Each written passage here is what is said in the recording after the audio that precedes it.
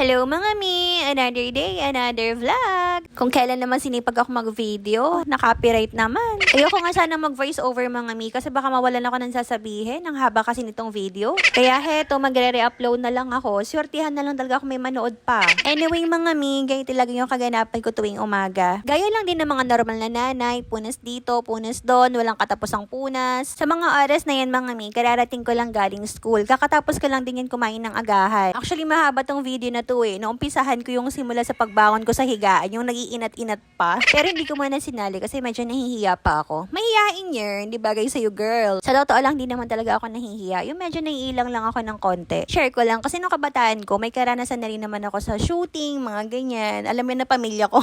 Though hindi naman tayo kagandahan ng kabataan natin, no? Pero hindi naman porke hindi ka kagandahan, hindi ka na pwedeng mag-try, ganyan. Tinuturo nila doon yung acting, ganyan. Tapos yung mga boses mo, medyo papagandahin mo rin. Like yung parang ganito, yung normal ko kasi na boses, hello mga mi! Ganun yung normal kong boses. Pero kapag medyo papagandahin mo naman ng konti, hello mga mi! Mga ganun. So anyway, balik tayo sa paglilinis mga mi. Ang gamit ko nga dyan ay vacuum. Bihira na kasi akong gumamit ngayon ng walis mga mi. Kasi pag nagwawalis ako, napapansin ko lumilipad or umaakyat pataas yung mga alikabok. Kaya itong vacuum mga mi, nabili ko lang dito online. Siguro na sa 700 to 900 siya ngayon. 2 years na sa akin tong vacuum na to mga mi. Pero hanggang ngayon, ang ganda pa rin ng quality niya. Ang lakas pa rin niya makahigop ng alikabok.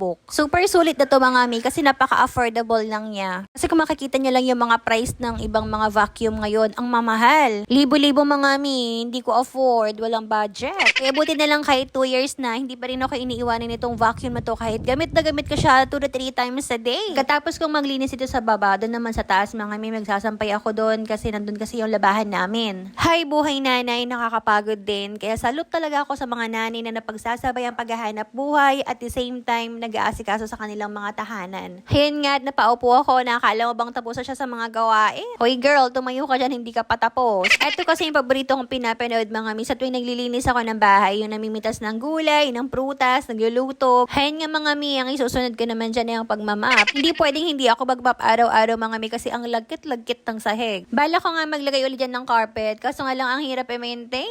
Kailangan mo kasi siyang i-maintain, kailangan laging malinis, laging dapat yan bina-vacuum at kung hindi, magmumukhang malaking basahan yan mga mi. Pagkatapos ka naman dito, bibili naman ako ng mga lulutuing ulam kasi bago ko sunduin yung anak ko, kailangan nakapagluto na ako ng pang-lunch niya. Ang gamit ko pala sa paglilinis mga mi, yung ini-spray ko, ito yung SADS All-Purpose Cleaner. Dati mga mi, bumibili pa ako ng iba't ibang klase ng panlinis. Kasi iba yung panlinis sa kusina, sa banyo, sa salamin, sa lamesa. Pero ngayon mi, ito na lang yung gamit ko. Antibacterial na rin to mga mi, kills up to 99.9% of household germs. Eco-friendly, mabango yung amoy niya, hindi masakit sa ilong. Yung kahit isang pad mga mi, i-dissolve nyo lang siya sa 500 ml. Bali pag bibili kayo neto, may kasama na siyang spray bottle. Magagamit nyo na yan within 7 days. Parang 10 pesos lang yata yung isang pad. Kaya sobrang mura mga mi, ang laking tipid niyan. Kaysa naman sa bumili ka ng iba't ibang klaseng panlinis, gagastos ka pa dyan ng 500. Hayan mga mi, for the hugas ang person. Ang konti nga lang ng huhugasan ko dyan, pero napakatagal kong matapos. Paano ba naman kasi ang hina-hina ng tubig, shout out Maynila.